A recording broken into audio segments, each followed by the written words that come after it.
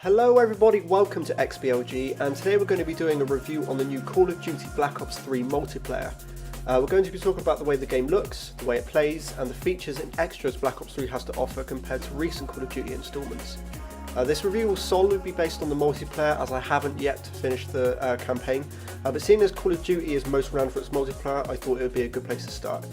So I've been playing Call of Duty since COD 4, on and off, but grew tired around the release of Modern Warfare 3 as I felt it was becoming all very similar, but still found enjoyment in recent games, Black Ops 3 being no exception. The first thing that caught my eye in Black Ops 3 was the lobby menu, in which you could see the specialist you chose in the menu prior.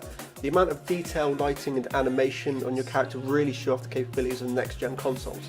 I always like to poke around the menus and familiarise myself so I know where upgrades and features can be accessed, and found out a good few things that I didn't know were in the game. For example, I didn't know you could actually customise your specialist, and was a bit annoyed at the fact that everyone might be running around looking exactly the same.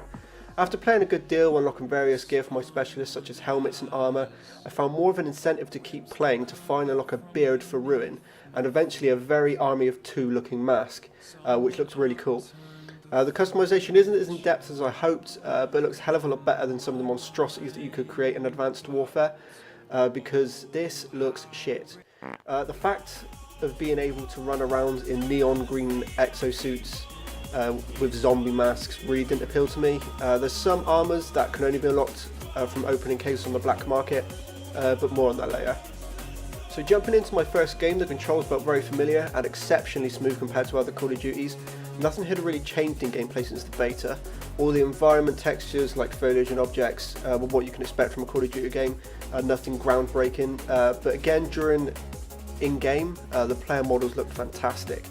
I've always been skeptical about Black Ops 3 since knowing the jetpack, exoskeleton, super jumping soldier thing was still going to be around, but they've gone for a much subtle approach and nerfed it if you like. I'm no longer encountering enemies jumping around like gazelles in an African savannah, but finding them to be more tactical and only using their jump abilities to overcome obstacles rather than using it to kill other players. It's a lot easier to kill a player in the air or wall running than it is for them to kill you whilst doing so. You can hold crouch while sprinting to do a slide, but this doesn't seem to be an overpowered or overused feature. There's also the ability to swim and dive under the water, which gives the game a whole new level to the map and opens some interesting pathways if you're playing an objective type game mode. Now onto the specialist abilities. There's 9 specialists in total, all of which have 2 abilities, so total of 18 to choose from.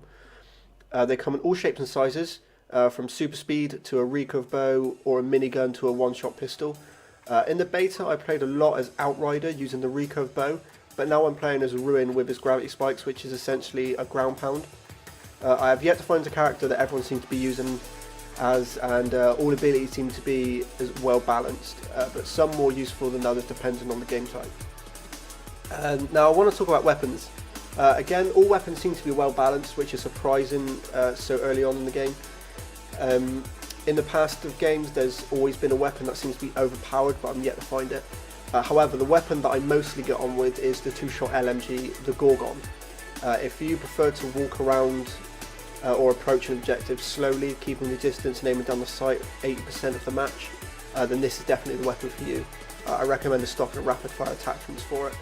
But if you prefer to run fast, all guns blazing, kicking and screaming, then I suggest the burst fire SMG, the Pharaoh, with a suppressor and a laser sight. Gun customization is a good deal of fun, although a little too over the top for my liking, but this is usually down to the camos for the weapons rather than anything else like the attachments, so I guess it's all down to preference. Now some features. If you played Advanced Warfare, you'll be very familiar with the case opening system.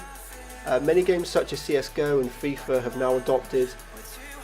Even a favourite of mine, Halo 5, has a car pack system where you can buy using microtransactions, which for me is the worst thing a game that you've already paid to purchase can do. However, Black Ops 3 doesn't have a microtransaction system, but rather a crypto key system which you can only unlock through playing. It's 10 crypto keys for a normal supply drop, or 30 for a rare, which guarantees you a rare item such as camos, attachments, taunts and special gear. Black Ops 3 also comes with a theatre mode, so if you get that kill feed that you've been waiting for and you weren't recording, you can always jump into theatre mode and it gives you the option to bookmark a game after you finish playing it as well. You still have your calling cards and options to design your own emblem, as with most Call of Duties, so expect some penis and ass emblems as usual. Another feature that I've come to like is the gunsmith, where you can create and figure out what attachments you want to put on future or existing weapons and see what they will look like with said attachments. Also an option to take a snapshot of your weapon. This is also handy for YouTube thumbnails, as it will be a large enough resolution to Photoshop. I mean, look how awesome you can make the Shiva look. A feature that I really would have liked to see is maybe a firing range, so you could test the weapon, but I guess that kind of takes all the fun out of playing to unlock it. So to round up quickly, there's not really much more than, like I say, than it's a Call of Duty game, but it does have a lot of fresh new features, and I think it's a step in the right direction rather than the step backwards Advanced Warfare had. And if we were to give it an XBLG rating, I think I would give it a solid 7 out of 10. So yeah, thanks everybody for watching, and of course thanks to Xbox for the review copy. Like the video if you enjoyed, and subscribe if you want to see more. See you next time.